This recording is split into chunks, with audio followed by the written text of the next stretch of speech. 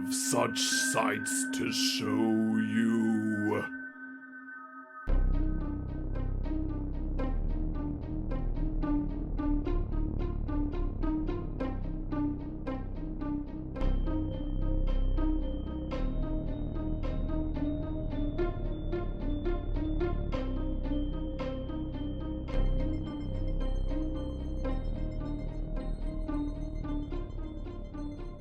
We're Poppin, a scary horror podcast here. I'm your host, Coale, and with me, as always, I have my good friend and co-host, Aaron.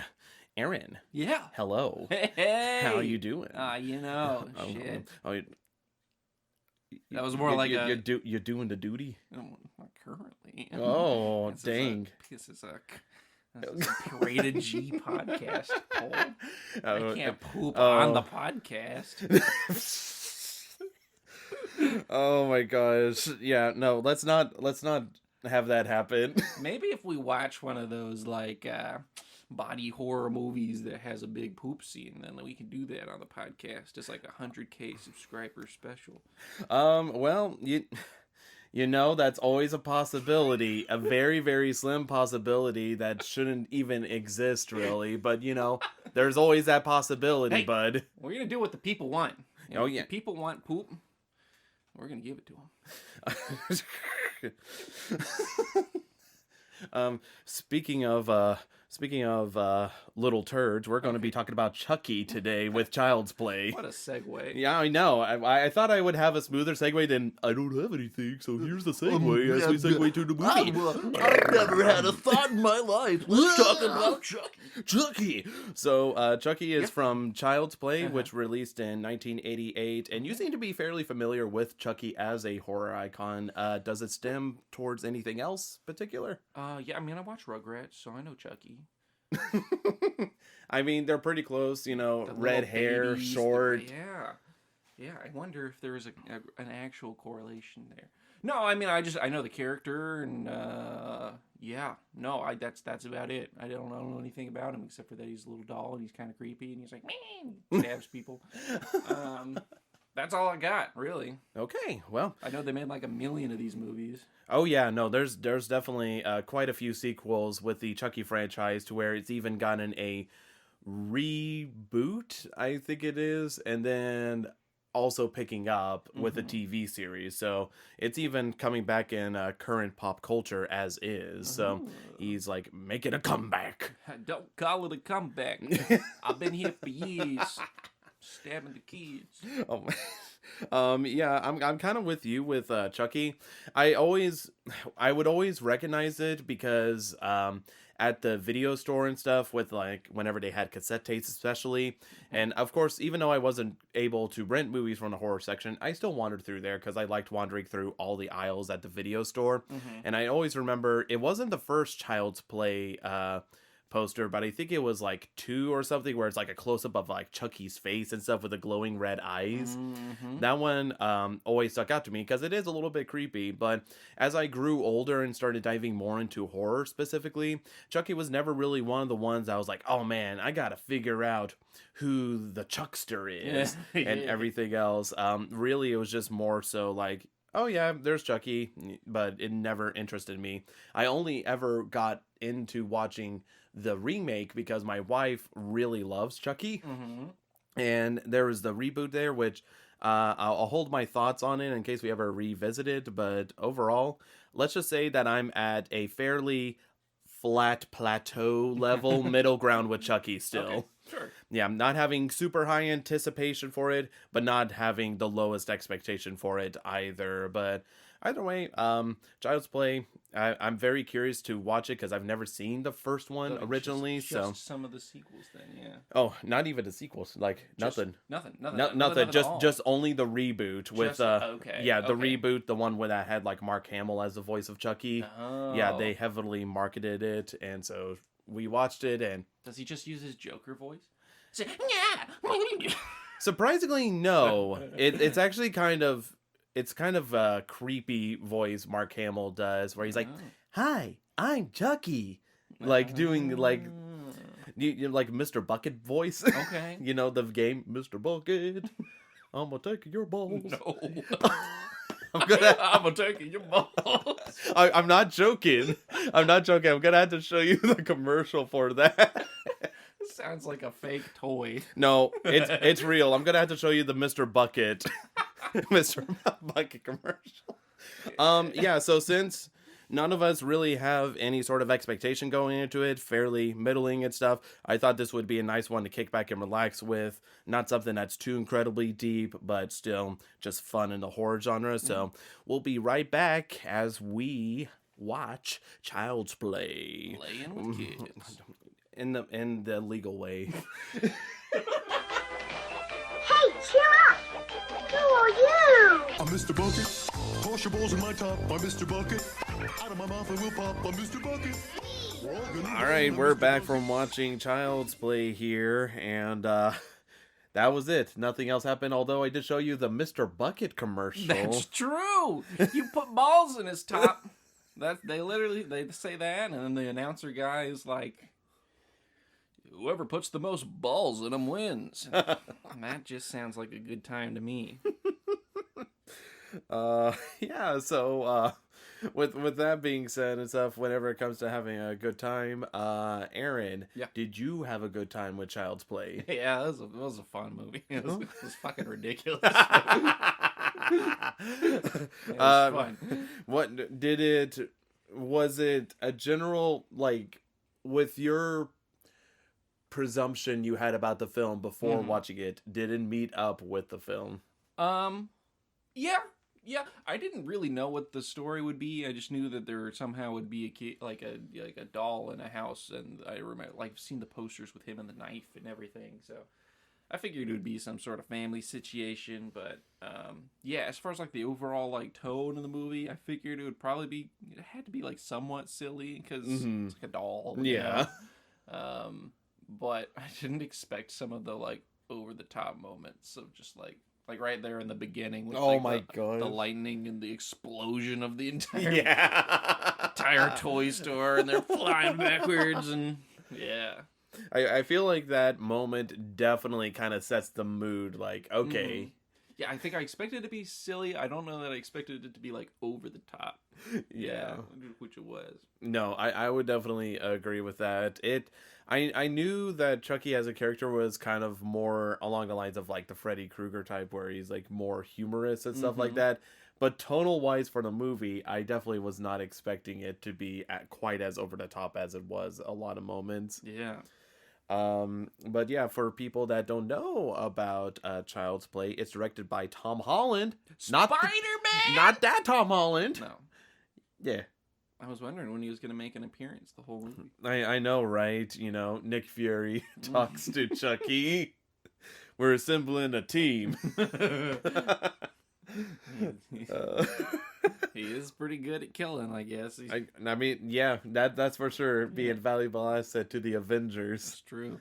But basically, Child's Play focuses on the story where this guy named Charles is being chased by the police, and he's pretty much at wit's end, has nowhere to go, and at a moment of where he's dying from a bullet wound, he is able, through the power of voodoo magic, place his soul into a doll known as a good guy, which is like the newest, hottest toy that's about to come out. Yeah.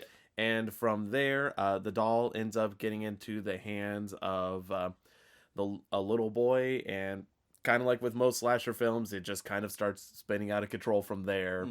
I mean, story-wise, I feel like it is fairly linear and stuff. I do like some of the liberties they took with the story. Like, I mean, I can't really say I've seen too many like criminals know voodoo and do that specifically. I feel like in this time period when they made the movie, like 80s, 90s especially, I feel like a lot of, maybe not horror, but a lot of other genres were kind of like, voodoo magic is just how, you know, I feel like that, and then like the magic of the Orient, you know? Yes. Like you saw with something like Hellraiser. Hellraiser, yeah. It's just kind of a way to just be like, yep, and that's how that happened, and don't, because it's mystical and mysterious, so don't worry about it. I feel like it was kind of that era where they were just like, yes, Obio, throw in some references, and it's spooky.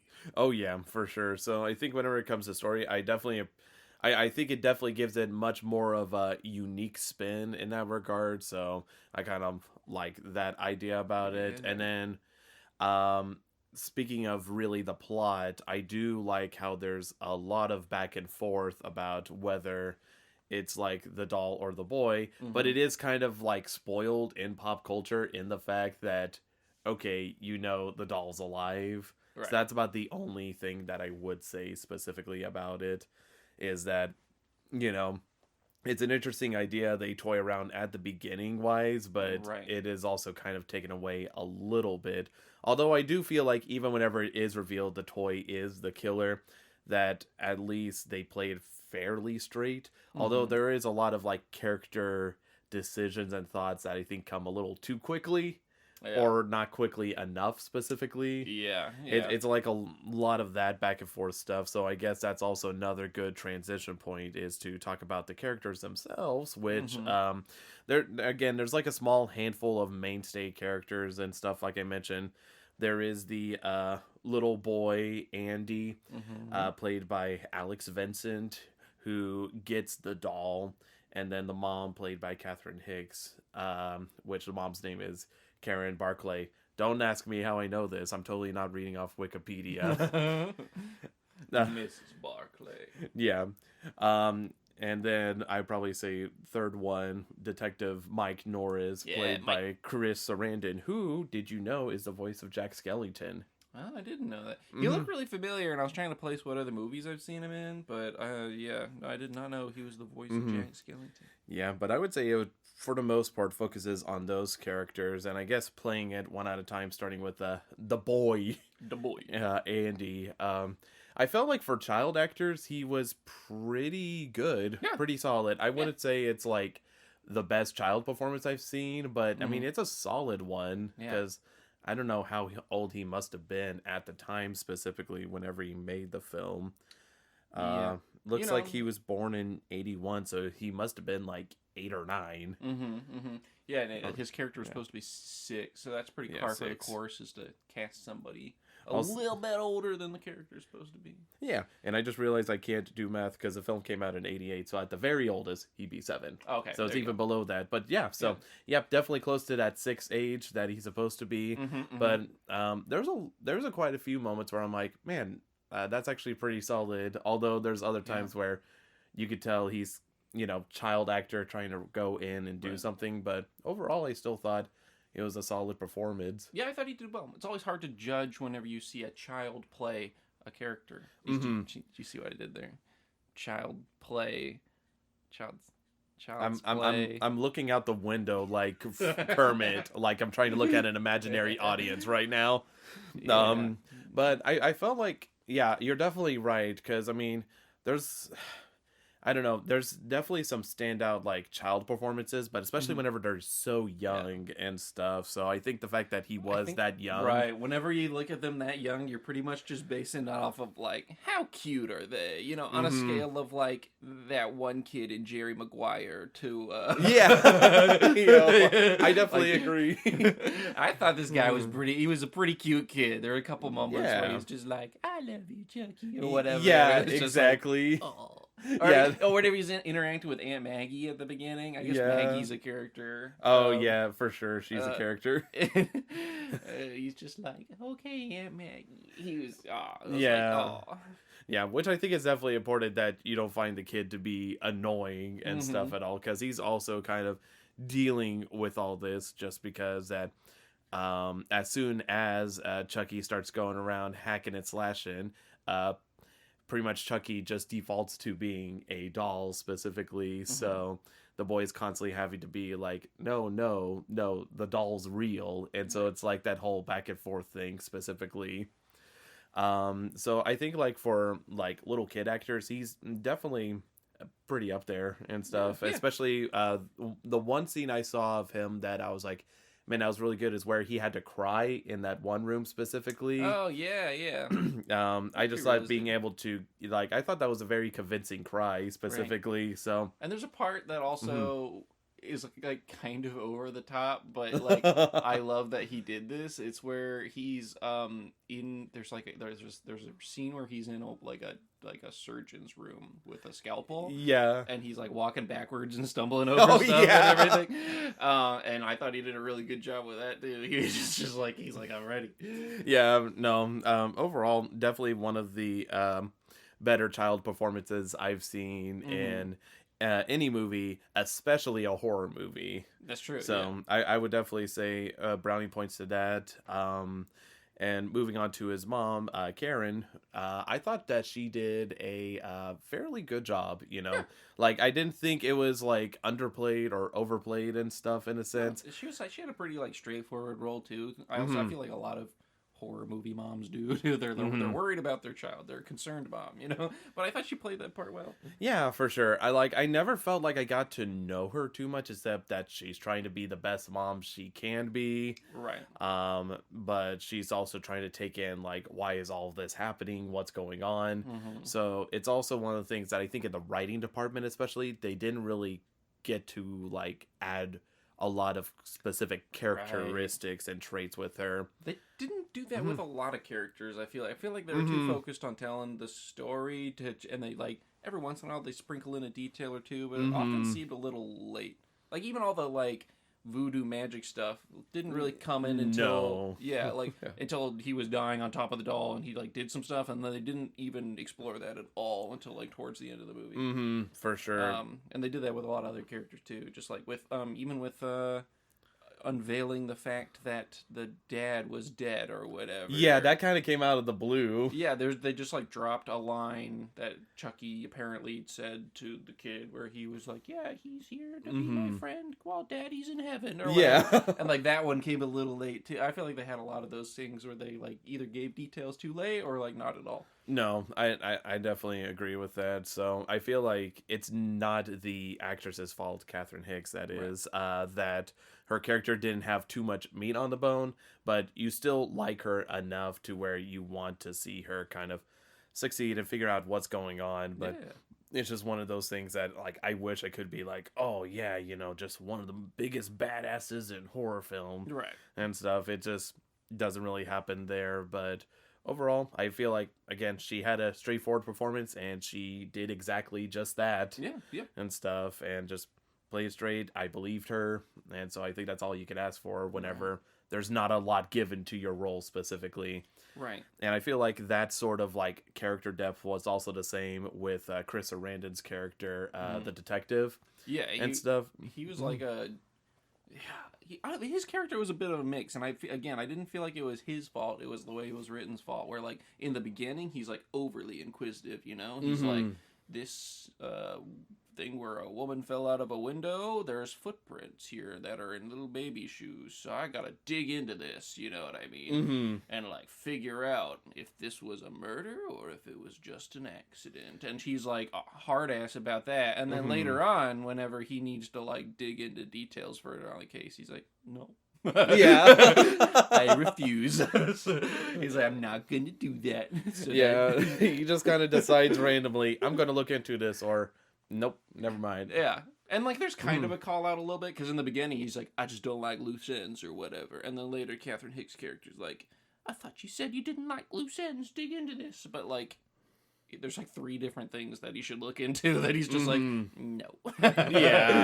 No, I definitely agree. So at least like in some ways, like writers did acknowledge that and stuff. So I think again, it's one of those things where so far, like the 3 characters and stuff, I feel like the one that got the most development, which I think it is the most important, is Andy, because you do spend a big chunk of the movie. I mean, even small details like seeing him make his mom breakfast. Yeah, in the beginning. Yeah. So it's like small details like that I can appreciate that. But whenever it comes to Catherine and Brandon's characters in the film, I just felt like they never got truly that much development specifically about them. Like even something like if they would have made it like, oh, we've been trying to catch Charles for years, you know, Yeah. like something like that to add like more stakes as opposed to like, oh, I was just a detective on the case. Right. Sometimes, yeah, because sometimes you can over exposition it, or you can give too much context before you're given a reason to care, and so maybe that's what they were trying to avoid. But at the same time, it was like, yeah, you just start kind of in media res on this cop chase, and you're like, I don't really. I don't. Who is this guy that they're chasing? You know what I mean? And there's no there was no crime beforehand. You don't know why there's the chase happening and why he goes to a toy store and all this stuff. You don't even know that he's some sort of weird voodoo guy until That's because he's like a Chicago gangster kind of guy. He's just like, fucking kill you, coppers. You know, that's like that's all the development they give the guy while he's dying, and then all of a sudden he puts his spirit into a doll or whatever, and you're just like, oh, okay. Yeah. So I feel like they could have done, a little bit more, like you're saying, grounding details at the beginning. Give us a reason to care before some of this stuff happens, because they tend to not do that until after something happens. Yeah, a little bit. And I do love that opening. Don't get me wrong. Yeah, Like, that is one heck of an opening. I kind of loved it too. It was like super cheesy. Like they even did a few hood slides. Like Oh yeah, doing all that good stuff there. Yeah. But I guess also probably we've already thrown their name around multiple times. But whenever it comes to Chucky, how was it considering that he is a pop culture kind of icon? Yeah, I can definitely see why now. And it was also one of those things where, I know this is like late 80s, they have the technology so I'm not like super impressed by the CGI or anything. But at the same time, given like the sort of cinematic quality of the rest of the film, like Chucky in his little animated portions or whatever was like actually really good. Like, and he was believable as like he was believable as a doll whenever he was just trying to be a doll, and he was believable as like a human embodying this creature. And I kind of love the way he was voice acted and stuff. There's a part where he's sort of revealed to Catherine Hicks as being alive, and he's like, you fucking bitch or whatever. and like it's kind of great. Like No, I definitely agree. Brad Dourif, who plays Charles and does the voice of Chucky. Let me clarify real quick. He does a voice of like Chucky whenever he's not pretending to be a good guy, which is the name of the doll. That friendly Chucky voice is done by Eden Gross, and stuff. But whenever it comes to Brad Dourif, I definitely enjoyed his dialogue. Like you believe that he was just a psychopath, right? I feel like he does a lot better as the doll than he does as his human form, honestly. I actually agree with that. I actually agree with that completely, because there was one line he said at the beginning of the scene where he's like, "I'm dying." Yeah. Like, it's like, no kidding. You're bleeding. Yeah, I feel like maybe they cast him because he was such a good like voice actor, but he wasn't as good of a regular actor. Yeah, so he was definitely good. And whenever it came to his character, I mean, obviously it's so quick with that scene at the beginning that you don't get to see too much, and it's not until like about halfway through the movie where finally you get to kind of see him actually talk and do stuff specifically, because for the most part he's playing it down low, not doing anything. Right, yeah. But so the little time he's in there, he is definitely pretty enjoyable to watch there, and I feel like he is his own kind of unique character that I'm not like, oh, he's trying to be like Freddy or anything like that. Yeah. You just feel like he's a very volatile, I'm trying to think of the words here. I wouldn't say frantic, but just like explosive. Yeah. Volatile, explosive, high energy, high strung sort of character. Yeah. Where you feel like it's like Tasmanian devil there. Like as soon as he's like manic, really. Yes, that manic's the word I'm looking for.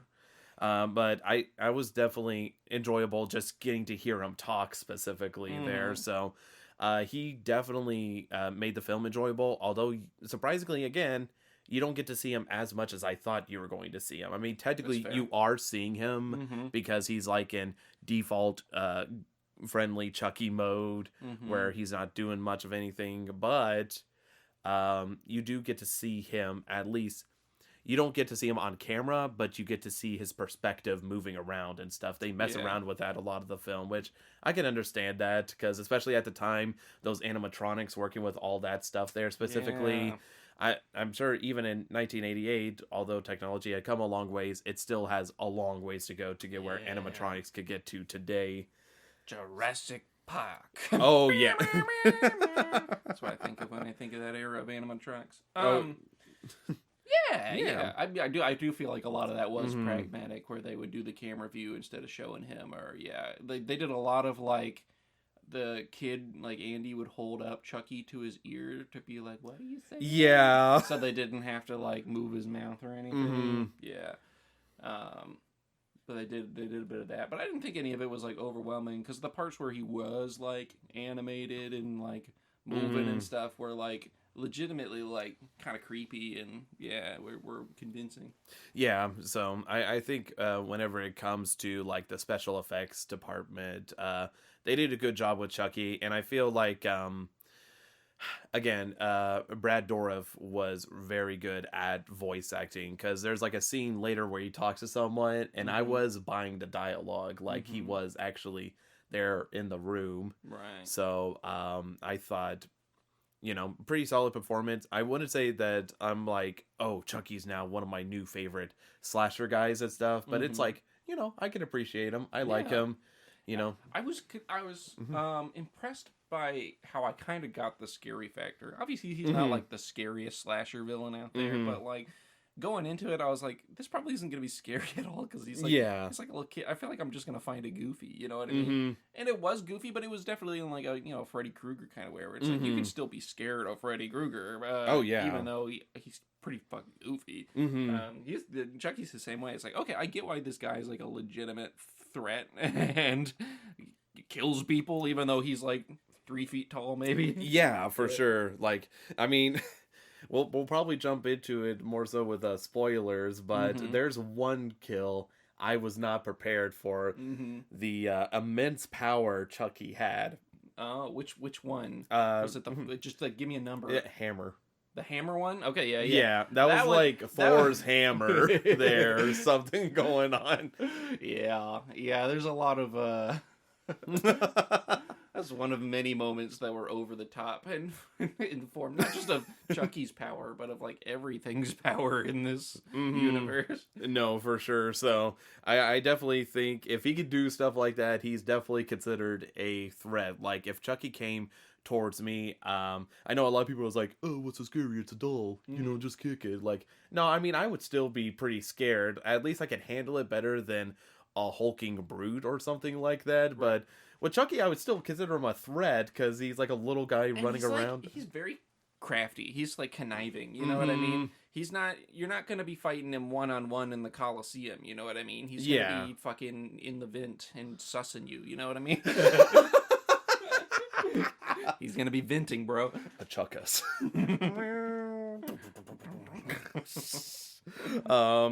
So yeah, I definitely agree with you that I feel like, Chucky did definitely make the film a lot more fun, even though you didn't really get to see too much of it, because obviously they needed to play around with the characters and give, fortunately, some explanation on how Chucky is able to get into the doll and stuff. So overall, I think that was also a pretty enjoyable film. Another thing that I really enjoyed was the music.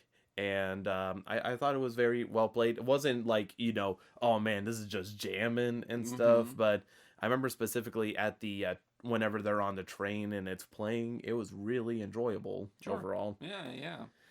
But yeah, that's about it there. I mean, nothing too cray. So I guess I'll just give the usual kudos to Joe Renzetti, who made it. Let's go, Joe. Yeah, let's go, Joe. Yeah. Let's go, Joe. Let's go, Joe.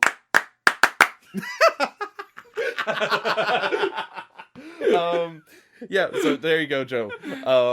And whenever man, I lost my train of thought there after that little cheer. I would talk more about the other characters that pop up in the movie, but really, I mean, they're just kind of there. Right, yeah. And stuff. They're kind of more just caricature cutouts Yeah, there. there's definitely a few, just like supporting characters that pop in and out that are just like, okay. Yeah, definitely. I'm thinking of like the detective's partner and even like Maggie and like the peddler. They're all just kind of like, they're kind of like caricatures of people. But... Yeah, which I understand again, like, in, dedicating time to exposition versus like the actual slash action. I get it. At the same time, though, this one was just made more apparent because I don't know what it is. Because with other slasher films, it's like one of those things like you're on like the edge of your seat watching around, and maybe it's just because the characters that you're surrounded by are usually a little more defined and usually fall around. Whereas this one did pull it back just a little bit there. Right. Yeah, I feel like twofold reasons why you weren't just on the edge of your seat all the time. One is that Chucky is usually not there. You know what I mean? And it's not like he could be anywhere. You know, like the killer could be anywhere. He's usually like, they were like chasing Chucky most of the time. Yeah. Like, we gotta get to him before he does XYZ, you know? So I think that was part of it. And then I think the other part of it is, I just fucking lost my train of thought. Dude, that's the main part. Yeah.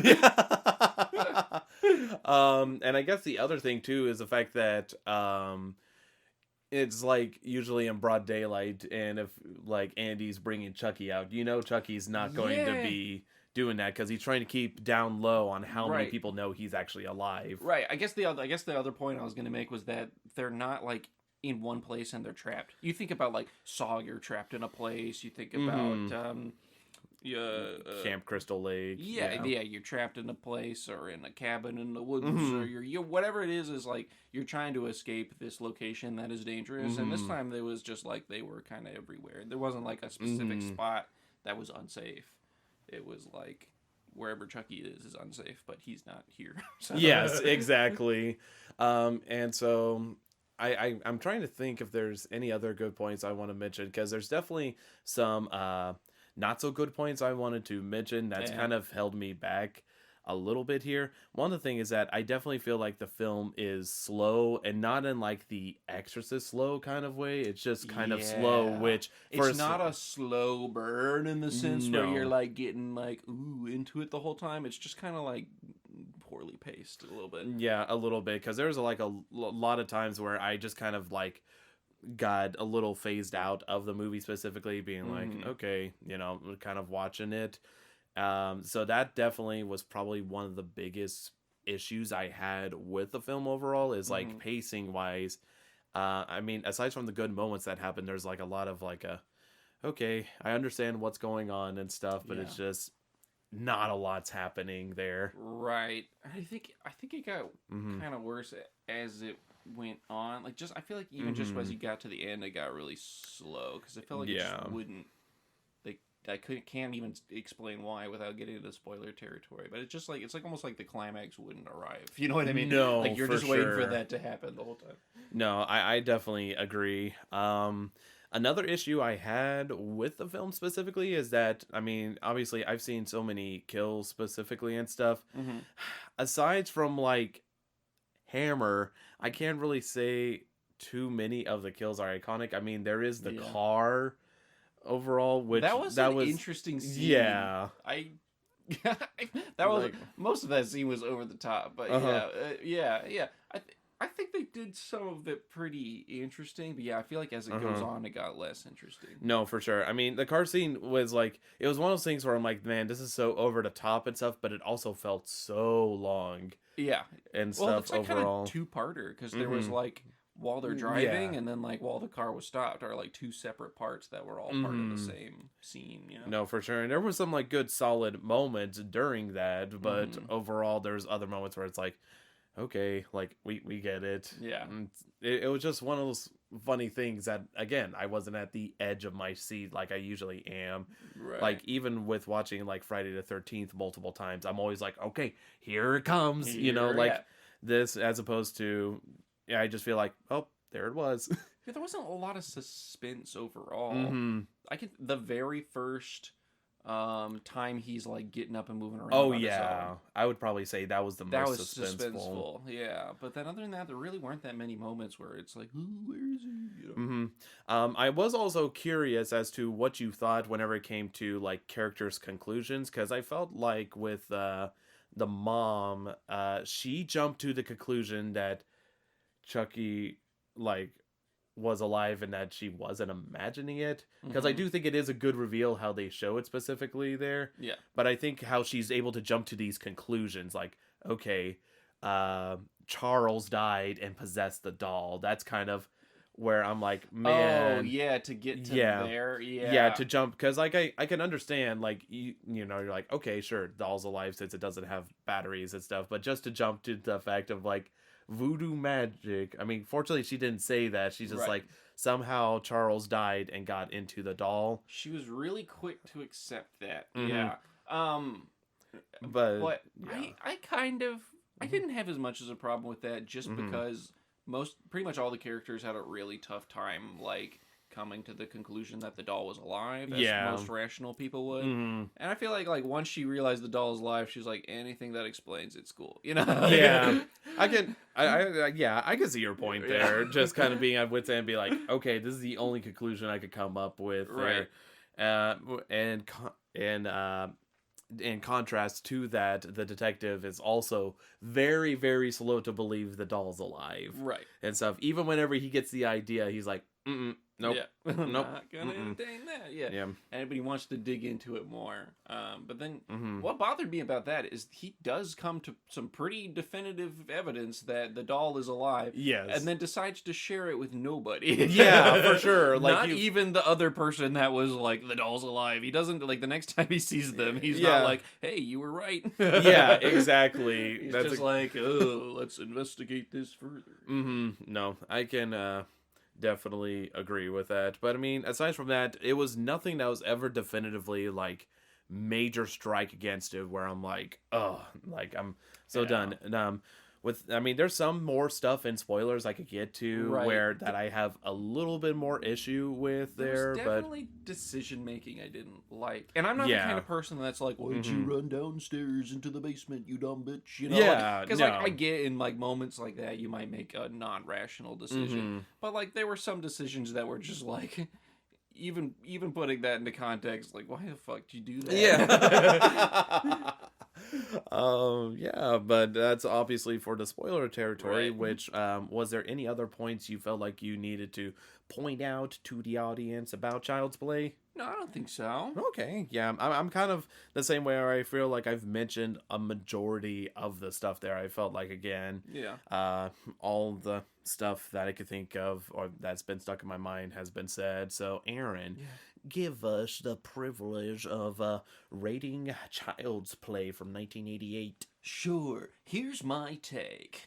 Yeah, I think it was a fun movie overall. I think it was really over the top, and I think that it was paced kind of slow. Those are all my major sticking points.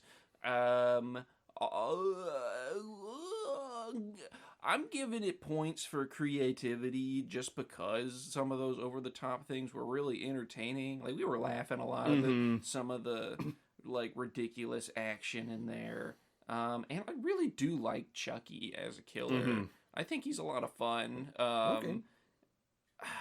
But the movie's not great. Yeah. But because it is a pretty good time to watch, I'm gonna give it like a 6 out of 10. Man, that's pretty generous for Yeah. you. Yeah, I didn't know where you ranked it and stuff, and it's cool to hear that it seems like Chucky's been one of your favorite horror icons to pop out thus He's far. just funny. Yeah, he's a funny little guy. I liked him more Yeah. than I anticipated liking him because he's, I don't know, I feel like it could have easily gotten like cheesy in a bad way, but it was cheesy in a good way. So I Yeah. like that. That's a good time. 6 out of 10. Well, that's good. I'm definitely glad you enjoyed it. For me, the film, it's like I definitely can appreciate Chucky. I don't think he's become one of my new favorite killers. It's just more like, oh yeah, Chucky's pretty good. Yeah.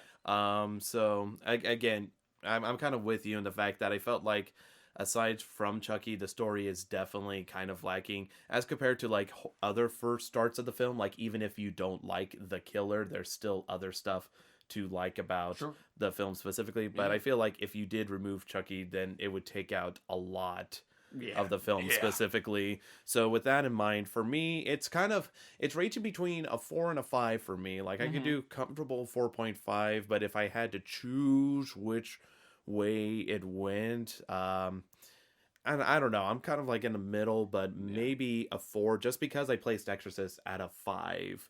You know, kind of weighing it there Right. and stuff, because there is like some issues I saw with it, and even though there is a lot of good moments there, I don't know if it's like a film that's like, oh man, one of my new favorite films to watch. There, Yeah. gotta make sure everybody and their dog goes to see it. It's just kind of like one of those like, oh, you know, it was fairly fun. You know, have some Yeah. issues with it, but it was like all right.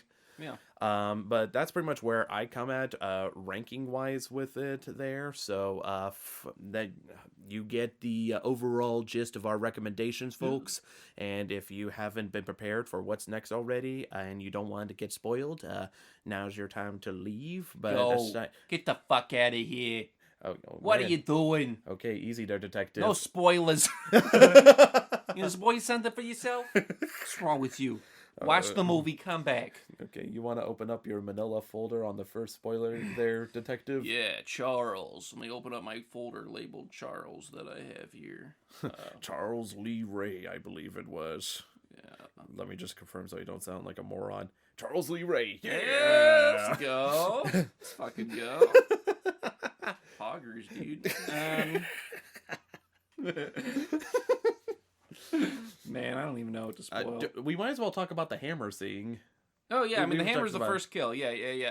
Hammer is I kind of liked this character too. She was kind of annoying in the beginning, but as she was playing her auntie role, Maggie. Aunt Maggie, yeah, I sympathize with her. She's just a fun, friendly friend that was like, yeah, I'll take care of your kid while your dumbass boss makes you work on a kid's birthday. Yeah. And she hears that was the only like suspense part is where Chucky's like running around. Yeah. And you hear the like Yeah. she's like, oh, fuck. Yeah. Andy, I told you to sit your ass in bed, and she's like looking around for. She checks behind a plant. That was that was one of the ones where I didn't buy the scene that much because she's like looking for him, and somehow for whatever reason he tumbles over flour into the kitchen floor, just a whole pot of it. Like, what's he looking for? What's he doing in there? Yeah. Why would you spill flour all over the floor and the counter? How'd you do both? And just conveniently to leave footprints, I guess, to make Andy look like a bad guy. I don't know. But then he finds his way up to the counter with this toy hammer from the toolbox, which I don't think they would make a toy hammer have like a hard metal. No way. Not this is like maybe in the early 1900s. Maybe, yeah. Maybe in the early 1900s. Not in the Not year the 1988. Yeah. Yeah, but she has this, actual metal hammer that he's like, surprise, and like bangs her in the head. And she manages to stumble back a good like 10 feet. That's like a good 10 feet from the counter to the window to just like fall backwards and then out the window and then down like 9 stories and land on a car, which that part was funny, where she's like, because they were sure to show it. But yeah, that part was kind of ridiculous. And and then I thought Catherine Hicks's character getting over that death within like 12 hours was funny too. Yeah. Cause she was like broken up about it. She's like, I just lost my best friend. And she was mad at her kid and everything. Like, why'd you lie? He's like, Chucky told me she was a bitch. And she deserved it. And Catherine's like, don't say that about my best friend Maggie.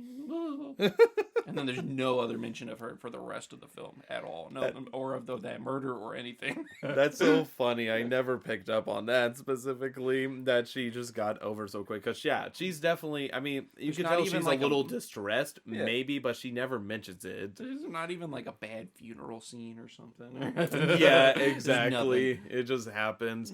So, yeah, I definitely with you. I'm just like, okay.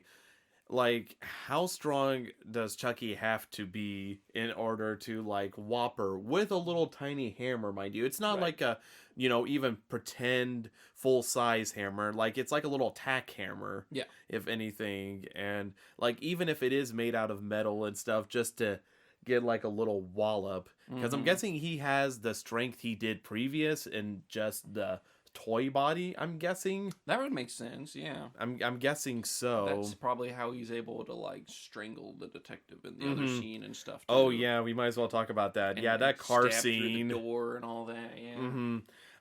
Yeah, with the car scene there, like, it was one of those things that I both loved it and also thought, like, okay, this is getting a little too nuts. The part that was, like, I liked after he crashed the car and Yes. everything that happened there, but actually driving the car was so dumb because, like, he just refused to put his foot on the brake until, like, maybe 45 seconds in, and then they showed Chucky, like, no, do the gas, or, like, Yeah. keeping him from being able to reach it. But for, like, Mhm. the first 45 seconds, he could have easily just stopped the car, which would be any sane person's reaction Yeah. to, like, getting choked out in your vehicle was not to hit the gas Mhm.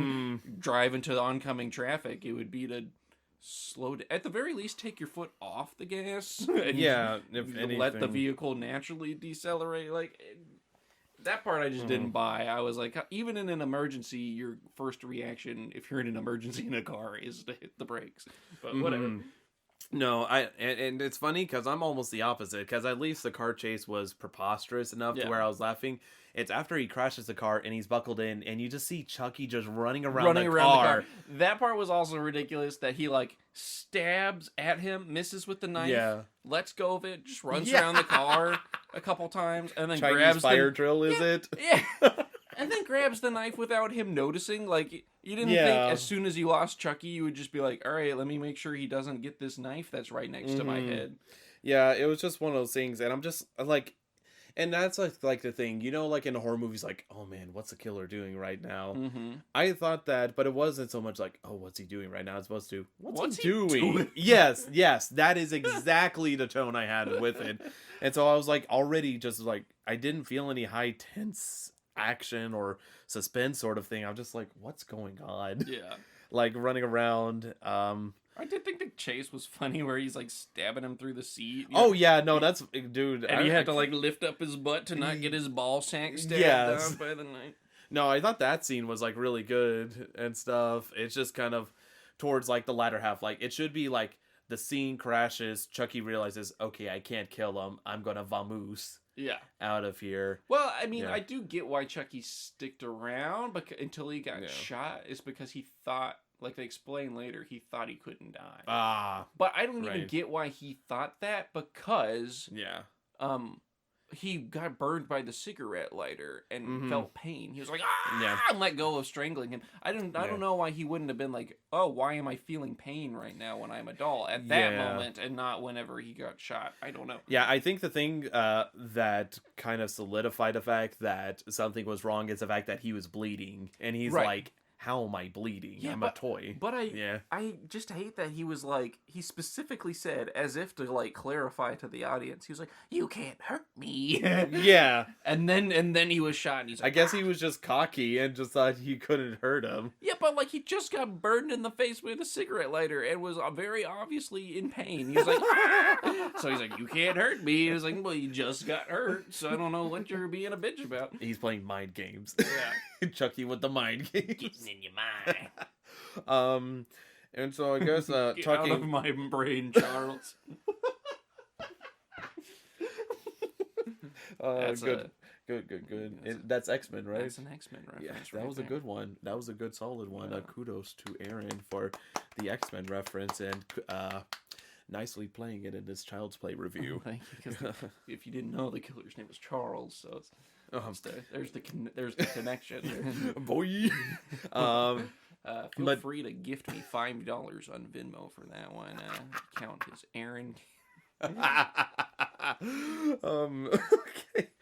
I guess another point that I would like to hit on is the voodoo magic aspect. Voodoo magic, where they don't mention it at all until they're like, okay, he's in another body, we know now. Like, Yeah, until like he realizes like, oh yeah, he was also into this. yeah, we just happened to have on his file that he knew this guy about voodoo magic or whatever. Like, why was that even relevant? Why did the police know that and have a very clear picture of the voodoo guy? I guess he must have done some crimes or something like that. Some voodoo crimes. Yeah, that's voodoo crimes.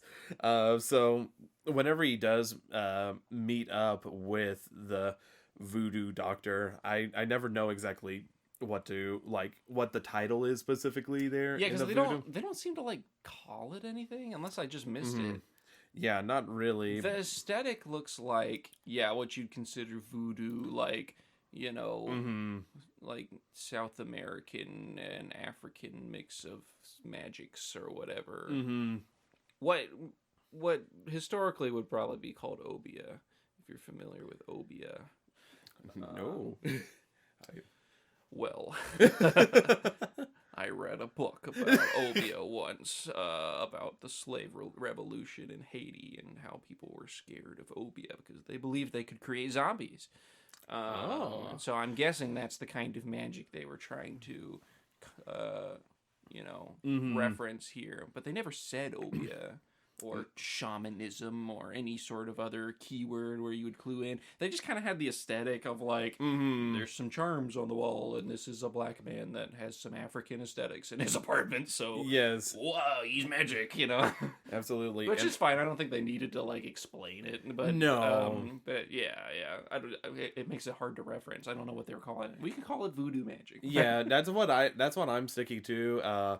People in the comments, let us know what magic John Dr. Death Bishop used in the movie Child's Dr. Play. Death Bishop. Yeah.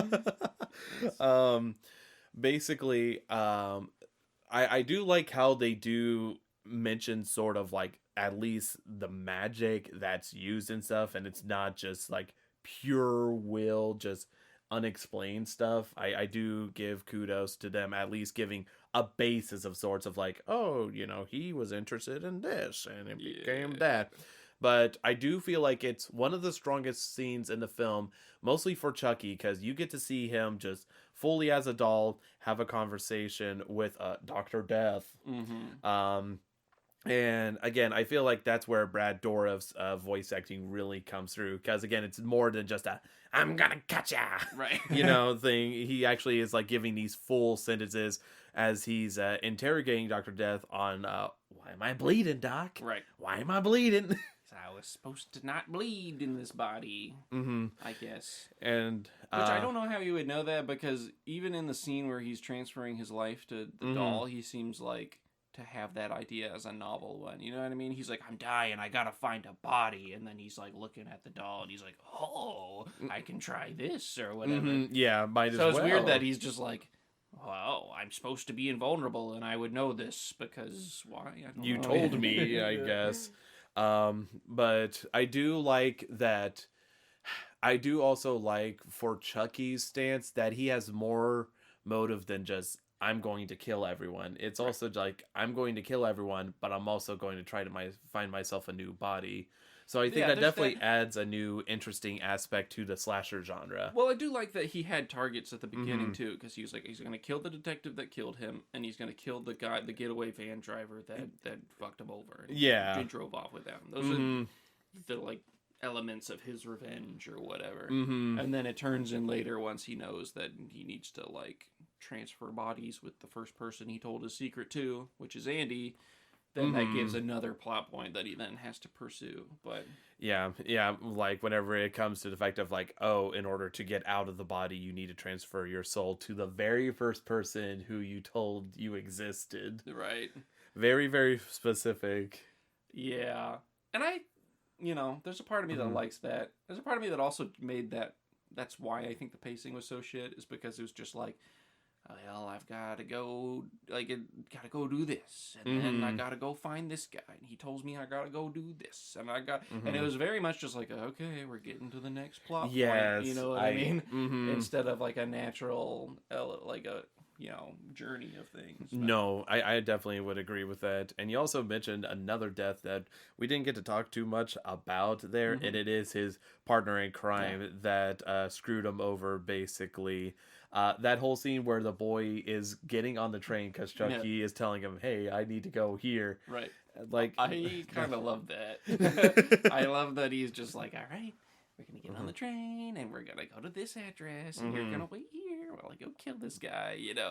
I love that. The giant plot hole of how this child had money for all the train stuff, and how, how he snuck out of school without anybody noticing, and all these sorts of things. But it is kind of interesting though, if you think about it, which I only feel like they got to mess around with a little bit, but basically this boy is transporting a killer across to take care of the guy that he wants revenge on. Right. There, and he's only able to do so because the boy needs to go tinkle. Right. And he puts him in a chair, and then Chucky's hauling it. He is like Olympian runner. Yeah. And I love that he's just, this is like an old gas oven, I guess, and he's just like, I'm going to leak gas into the house for what, like 5 minutes max? And that's enough to blow the whole fucking place to Oh my smithereens. gosh, that sucker just... They must have done a real, like, house demolition, because that didn't look... You know, that wasn't no CGI. The bricks were falling and everything, and I was like, they really, like, blew up some old, like, or at least filmed the demolishing of some, like, you know. No, for sure. Yeah, no, it looked legitimate. I was impressed with how well it looked there. Which, looking at the budget, I can't imagine it was too much there at the time. I'm sure it was like a condemned home in Chicago that they just like worked with the city to be able to film or whatever. But... It looks like the budget was like between 9 to 13 million. So, you know, that's pretty big. You can buy some explosives with that. Yeah, and it did gross 44.2 million. That's a profit right there. No, that's how you make money, boys. But yeah, I definitely wish there would have been more moments like that, but I understand also that the boy was going to wisen up and be like, okay, Chucky's making me do bad things. Right. There. So I like whenever he's at the police station, starts beating up Chucky, like, tell them. Tell them. Yeah. He plays bad cop on them. Yes, exactly. But I also love that, like, like a psychologist watching that through a two-way wall would be like, yeah, I've seen enough. It looked like, you know, and I guess this is kudos to the story. It does look like, you know, Andy is having a psychological reaction to like not being in a good situation. It looks like he's in an abusive situation, or maybe he's dealing with the death of his dad or whatever. And he has these sorts of like, it looks like he's mimicking a behavior that he might see at home, and that's reason to like be concerned and take the child away. You know what I mean? And they do take Andy away for a while, but like, that's obviously not what's happening. It's a crazy doll, but I love how much you're able to break down the psychology. I mean, him just like beating up this doll and being like, "Why'd you lie?" or whatever. If I was watching that, I'd be like, "Yep, that looks like an alcoholic dad situation or something." Gonna get this kid to Child Protective Services. Oh my god. But no, so I thought that was a nice touch there. And one of the biggest points that I feel like we definitely need to talk about is the finale, which I both like and dislike. So slow for me, dude. Oh my gosh. It was very slow, because I felt like where the fight should have ended was as soon as they lock Chucky in the fireplace, and like he's basically Karen, the mom, is trying to hold Chucky in and stuff, and Andy goes up with the match, and then Chucky pleads Andy like, Andy, we're best friends till the end. This is the end, friend. Like, that should have, like, it's such a dumb line. It's so stupid, but like that's like something you say as soon as you're about to kill like him for good. Like, that was supposed to be the climax, right? Like, and that's how I feel like they intended, and then they just kept dragging it on. Which I get why. Like, I guess because they threw in a tidbit like, you must destroy the heart. Right. There. But at the same time, I'm just like, it did drag on, and I'm like, I'm not feeling any sort of like excitement about it. Chucky did look good, like being burnt to a crisp there, melty wax and stuff. I felt like that looked cool and stuff, but at the same time, I'm just like, he's not dead. Right. Well, the part that even like, oh man. So first off, yeah, it would have been so much better of a movie if the shaman Nobia whatever guy was just dead when they arrived at the apartment, and he didn't have a dramatic last words and then die to this random lady that enters the apartment to be like, you gotta kill the heart, and then he just died. And because there was already the conflict of like Chucky knew that he was getting more human, and he was trying to get to Andy before he became full human in this doll form. So most humans die when they burn to death in a fireplace. So yeah, that should have been where it ended. Even if he didn't end it there, though, there was like this whole giant scuffle at the bathroom, and he's stabbing through the wall, and he cuts the cop's leg, and all this shit. And they finally, the mom has a dramatic, like, there's 6 shots in this revolver. She uses all 6 of them by, like, blasting him, blasts his head off, blasts his arm and legs off. And then finally, when he's down, she does shoot him in the chest twice. Where's his heart? She, like, point blank is obviously trying to just, like, coup de grace this motherfucker. And that wasn't enough, apparently, because he's still alive, because the cop with the gun has to shoot him from across the room for it to matter, I guess. Like, so after that happened, and I was like, man, he's going to come back, isn't he? Because this is the second time they've just left his corpse unsupervised. I hate that in movies. That's the one thing that's been pissing me off. They did it in Halloween, and it pissed me off. They did it where they kill the killer, and then they turn their back and go in the other room just so he can, like, come. They don't make sure he's dead, you know what I mean? Yeah. Just so he can come back, and it's like, okay, that's just like a plot device, and it takes me way out of the movie. Where like, no reasonable person that's terrified of this thing that's been threatening their lives and the lives of their family is gonna, like, take their eye off of it if they don't know it's fucking completely dead. No, I definitely agree with that. It went on way too long. Like, even if it did look cool, it was one of those things that I didn't feel any sort of suspense or terror. It's just okay, doing there. And and whenever the mom is just keeping her head, like, I understand she's trying to keep the bathroom door locked, but like keeping it against like she's resting her whole body as Chucky's stabbing it, and as it gets closer to her face, I'm like, just move. Move. You block the door with your feet or something. No, so it was one of those things that it just went on for such a long time. And again, like, I felt like even though Chucky is a threat, like, rolling around, there's 3 people on watch, even if one of them's a kid and stuff. There, I just felt like it shouldn't have been a huge problem. And especially, like, whenever the deputy is, like, touching the body, he's like, you mean to tell me this thing was alive? And then Chucky's headless, legless, armless corpse comes out with the one leg, one arm it has. It starts choking the deputy out there. And he's like, come on, shoot him. Doing... I mean, yeah. He was the strangler or whatever in life, so I get that his first instinct is to start strangling. True. It's just like the fact that he's back a 3rd time. It was just there like specifically, and you knew it was coming too, so it wasn't even like that bad. Like, you didn't know necessarily he was gonna pop out of the vent, but you were just like, of course it's gonna be revealed to the dumb sidekick guy that he's real. Yeah, for sure. And then it just kind of ends there too. Well, no, you forgot one of the most important things, and one of the things that I don't like, because I don't understand what's the point, is they not only ended, like, as soon as they officially shoot Chucky through the heart. They hear the sirens outside, and they're heading out, and they're closing the bedroom door, and it's a freeze frame of Andy looking back through the crack, and I'm like, what's that supposed to mean? Are you, like, implying Andy's the next killer? They just I don't know what is. I feel like they just didn't know how to end the movie. And they were like, I want all these things in, and then we can just stop the film after this, I guess. Just to end it on Andy looking into the room. And it wasn't even like a dramatic, like, looking through. Like, when you freeze frame it, I feel like it's the end of, like, a Ghostbusters movie. Yes, exactly. Just pausing. Yeah. It would have been more appropriate than the spooky music they did. Because I was like, what does that imply? Yeah, I don't understand the point of doing that there. So, ending-wise, I was just like, Okay, well, that was kind of underwhelming a little bit there. Yeah. Because, like I said, the peak of it was just seeing Chucky, like, burn inside the fireplace, because he was, and him, like, escaping from the fireplace and crawling over while he screams in pain, going, oh! That's the other thing that pissed me off, is not only were they not concerned about, like, Chucky's burnt, mangled corpse on the ground, is they didn't try to put out, like, any of the fire that he caused.